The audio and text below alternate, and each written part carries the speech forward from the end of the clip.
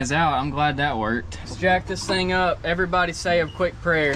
The cab's raising. This is so cool. All right, first look at the engine. This thing already looks really clean. Fan clutch looks brand new. Other than some dirt, the paint on the engine itself looks new. These look brand new. Doesn't have the Huey pump, so this has got to be Cat 3116 right there. We got a hydraulic pump right there. So here's our fuel priming bubble. This is a primary filter with a sediment glass on the bottom of it. Guys, I think that's the original filter. It's still Caterpillar yellow. This is painted like it was on the engine while the engine got painted yellow. So all the piping looks pretty good. Just you got your general corrosion on it from just age. Oh my gosh, look at how bad that line's leaking.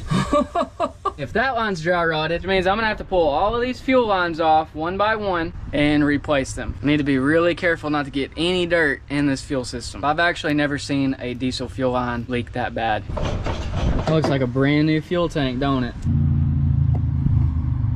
Yeah, it's just old looking diesel. The bottom of the tank actually looks pretty clean. Now I just gotta figure out exactly how these fuel lines run. So this is the inlet to the primary filter, and here's the other end of that hose. There it is, fuel hose number 1. So this is a fuel pressure regulator. This keeps fuel pressure in that rail so that it's not just flowing through with no resistance. I definitely want to cover this one up.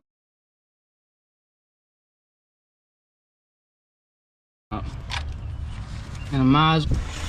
All right, there is our second set, but I noticed that there is one more fuel hose that goes to this fuel tank, and I need to figure out where it goes. I wonder if this ain't the fuel tank vent. I bet that's what it is. Well, let me disconnect that other end. Yep, that's the fuel tank vent right there. While we're at it, I might as well just replace this too. This is just to allow expanding gases to leave the tank. All right, and hose number 3. Now we're gonna switch over to the oil side of things. Let's go ahead and give this thing a oil change.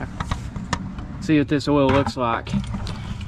Woo! Goodness. There's only one other place I've smelt something like that.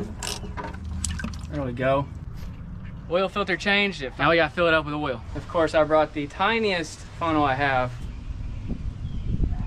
Actually, we could see if this fuel tank will drain. Gosh, it's honestly not that bad.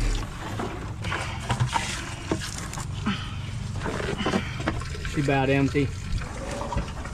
All right, we got the cab picked up, we got the oil changed, we removed all of the fuel lines, we removed all of the old fuel. The only thing we have left is to put those new fuel lines on, change out all of the filters, prime the fuel. We're gonna have to put some new batteries on this thing.